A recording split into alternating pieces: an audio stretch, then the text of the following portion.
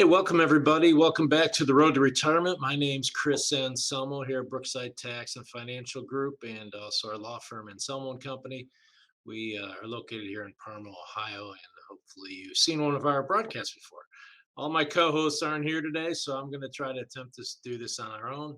Um, Over the last few months, we've seen a lot of people come in that had some, I don't want to say estate planning mistakes or blunders, but we thought we would probably do a show on the top estate planning mistakes we've seen over the years. This list isn't all inclusive. I just did like the top 10, but we do see these commonly. So we thought we would talk about them today. And also at the end of the presentation, we are going to offer you a free review of your documents. If you want to come in and just have us look at them, make sure there's nothing too out of the ordinary there. You can come in and schedule an appointment and do that. So I'm going to try and share my screen here. Hopefully we will be able to see that. Okay. So maybe you can see that to see our version of the our top 10 list. So let's go over these a bit.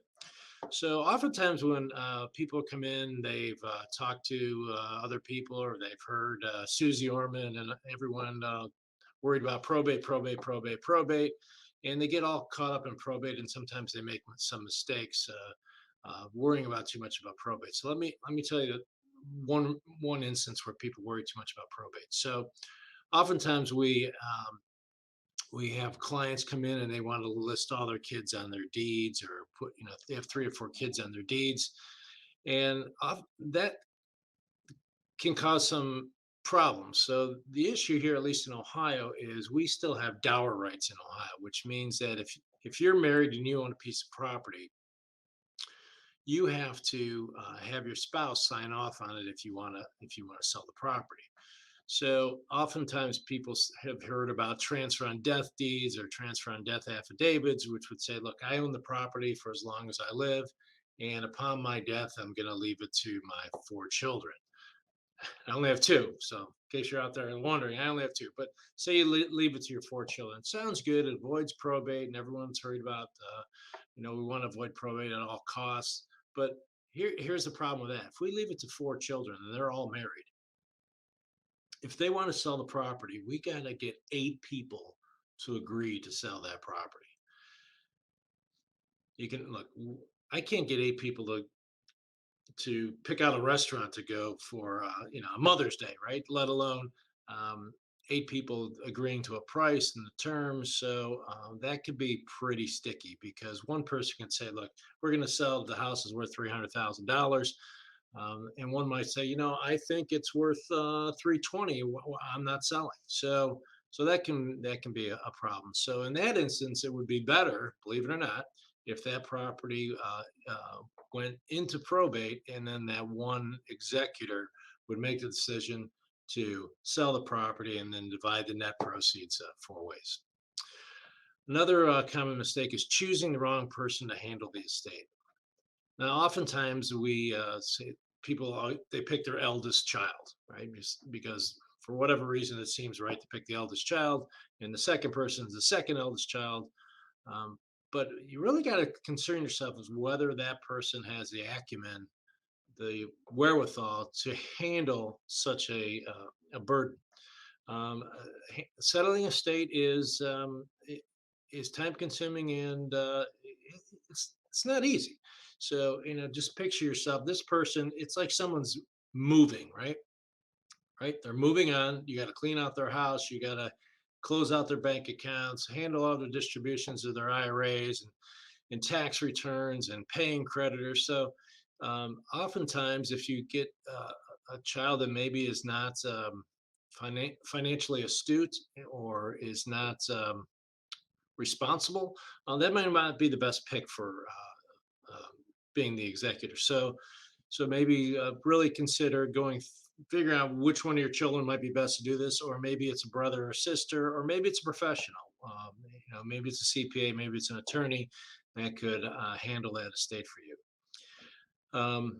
The next one is very important, not coordinating beneficiary designations. So let me give you an example. Let's say the your will says, look, I got four children, a wife and four children. I'm going to leave everything to my wife. If she's not alive, I'm going to leave it to the four children. Very common, right? So what happens there is the will, if you don't know this, the will only governs assets that are stuck in the decedent's name when he passes away. So if there's any account that has a joint owner on it or has beneficiary designations on it, those avoid the whole probate process, and your will, despite what it says, doesn't govern those assets. So if your will says leave it to the four children, but your beneficiary designation on your IRA said leave it to Johnny, one of your children, Johnny's getting the whole IRA. And Johnny has no obligation, legal or otherwise, maybe morally, but legally, to share that IRA with the other three children, right? So we have to make sure that we look at beneficiary designations, that they are not in conflict of what your legal documents say. We've seen this time and time again, and it's as simple as mom's living here in the Cleveland area, elderly, and she puts her daughter's name on the bank account. Yet there's three other siblings, but the daughter's here locally. It seems to make sense to put the daughter's name on the bank account for ease of writing checks and making deposits and dealing with paying the bills and things like that. And that's true. That was easy to do. But at the end of the day, when mom passes away, that account now belongs to that one daughter, not all four of the children. Now, the daughter may, if she's wants to, share it with the other siblings, but oftentimes they say, no, look, I took care of mom all these years. My siblings weren't involved in it. They were out of state. I'm keeping this money. So that is not coordinating beneficiary designations. Um, Third one on there, and we talked a little bit about this just earlier, putting child's names on assets. Now, besides what we just talked about, the other risk of putting someone's name on your asset is that something could happen in that person's life that could jeopardize that asset. So if you put your daughter's name on your house, right? Now she's a part owner of that house. Or sometimes people put the daughter's name exclusively in the house. So mom will deed the whole house over to the daughter. Daughter gets divorced. That is one of her assets that are going to be come up in that divorce contest. Daughter gets in a car accident and doesn't have enough insurance. We've had a case where a client's daughter got in a car accident, killed a cardiothoracic surgeon that sued them for like $5 million. So the $300,000 policy she had at Allstate did not cover it. So you have to be really concerned about putting other child's names on their assets. And other things could just happen in the child's life.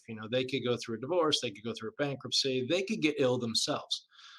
So we really don't want to put child's names on assets.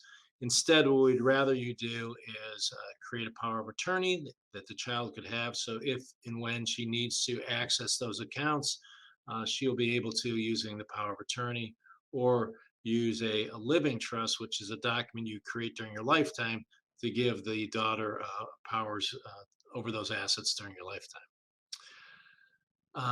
Not having comprehensive documents, boy, this happens all the time. Partially twofold. Right? One, you go to an attorney who doesn't deal in this area on a regular basis, or you grab a form off the internet. Okay, so oftentimes it's not what's in the form that's the problem. It's what's not in the form, right? So if you grab a power of attorney off the internet and it's I don't know, 3 pages long, it's probably not going to be enough to do everything they need to do. And our power of attorney is over 20 pages long, and it incorporates things like being able to sell property, being able to deal with beneficiaries, being able to make IRA changes and life insurance changes, and or apply for Medicaid, and being able to transfer assets to qualify for Medicaid. So oftentimes the documents aren't comprehensive enough. And let me give you an example of one true example. So we had a client, well, it's probably 10 years now. So her and her sister owned a property together, um, and her sister became disabled. So to the point where she was not legally competent to be able to sign documents. So before that happened, the sister, who the other sister, let's call her Jane.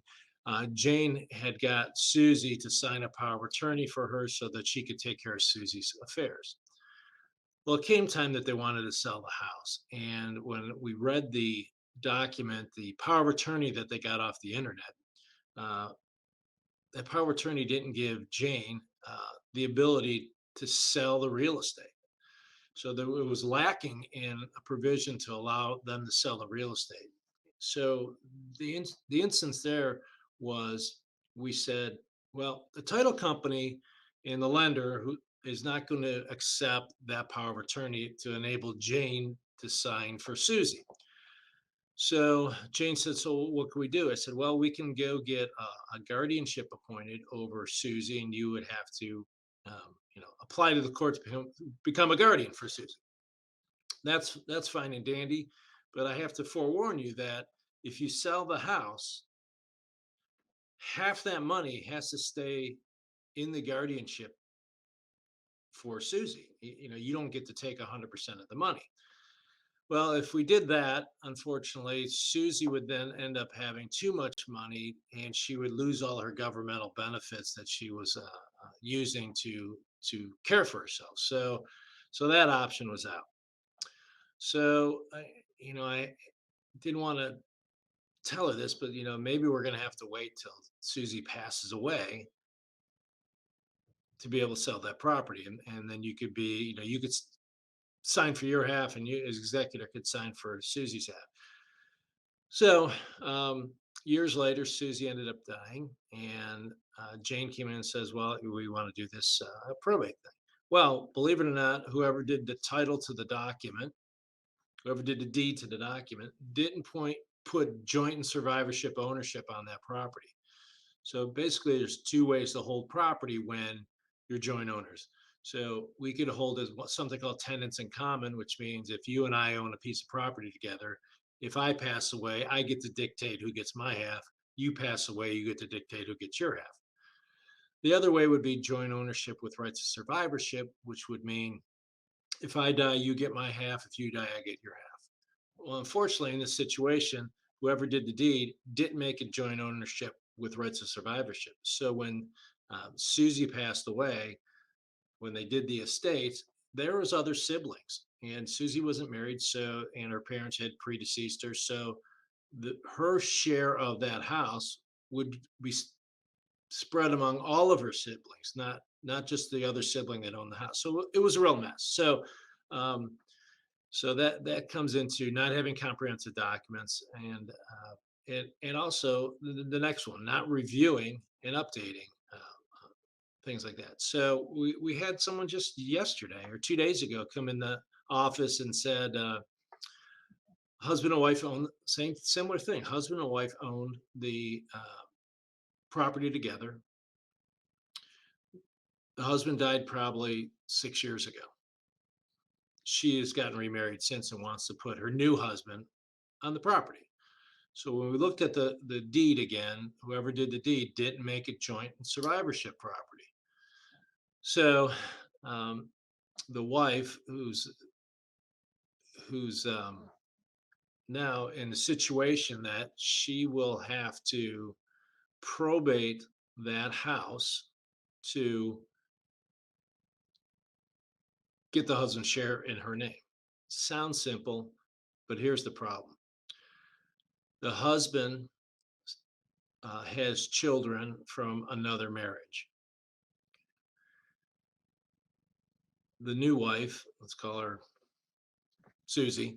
Susie, unfortunately, because it's been so long since her husband's death, destroyed his will. And nobody can find a signed copy of the will. We have found an unsigned copy that left everything to Susie, but we don't have a signed copy. So the issue is going to be is that when they probate that will under the laws of what we call descent and distribution. So when someone dies without a will, we have a statute that determines who gets things. So what's going to happen is that Susie is not going to get that entire property because the decedent's children from another marriage are entitled to part of that property. And that's because a couple things. The deed, they didn't review the deed to see that there wasn't joint ownership with rights of survivorship. So they didn't regularly update that. And so it's really going to be a mess because I think the other kids are estranged. So it's not going to be a fun battle to have. In today's day and age, number four, they're digital assets, logins, and passwords.